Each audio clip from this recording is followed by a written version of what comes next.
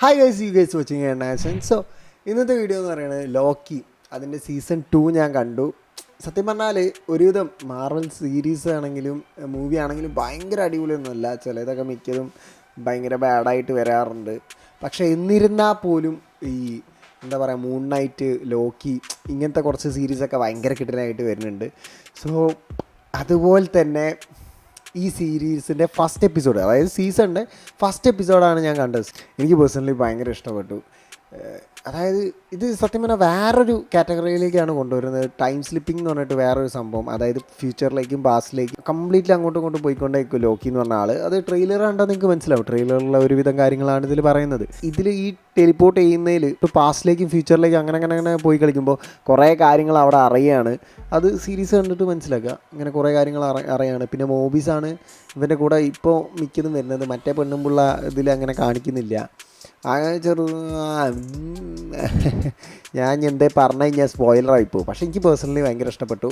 മാർവലിൽ ഒരുവിധം ഇങ്ങനെ ബാക്കിയൊക്കെ ഇങ്ങനെ ആവറേജിലാട്ടോ എനിക്കുണ്ടാവുക. അതായത് വളരെ മോശം എന്നൊന്നും ഞാൻ പറയില്ല. ഇപ്പോൾ ലാസ്റ്റ് ഇറങ്ങിയ സീക്രട്ട് ഇൻവേഷൻ ആണെങ്കിലും ആദ്യത്തെ 5 സീരീസ്, ആകെ 6 സീരീസ്, അതും 6 സീരീസേ ഉള്ളൂ. ആ 6 എപ്പിസോഡേ ഉള്ളൂ.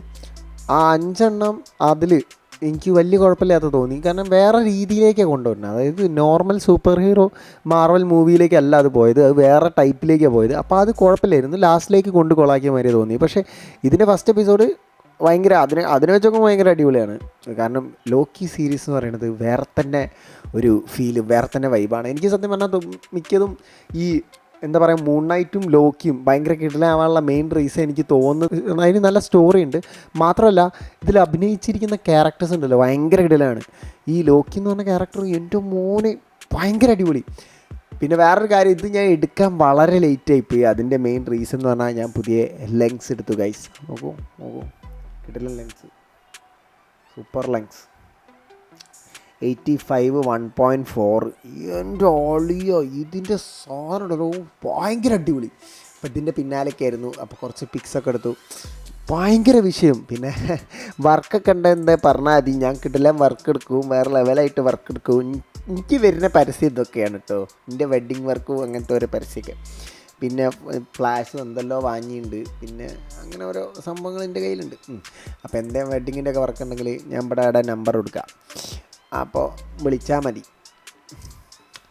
വിജയിൻ്റെ മറ്റേ ലിയോൻ്റെ ട്രെയിലർ ഇട്ടപ്പോൾ അതിലിടറായിരുന്നു സത്യം പറഞ്ഞാൽ. എൻ്റെ പോലെ എന്തൊരലമ്പാട്, എന്ത് പൊട്ടന്മാരാണ് ലിയോൻ്റെയൊക്കെ. എൻ്റെ പൊന്നാളിയെ, ഞാൻ എൻ്റെ അഭിപ്രായം പറഞ്ഞതിന് അവരിങ്ങനെ കിടന്നു, എടാ നീ എന്താണ് അങ്ങനെ, നീ മാത്രം എന്താ നെഗറ്റീവ് പറയുന്നത്. നമ്മളെല്ലാത്തിനും അഭിപ്രായം പറയുന്നതാണ്, അത്രയേ ഉള്ളൂ. സോ ലോക്കി ഞാൻ വിട്ട് കിടക്കുന്നു.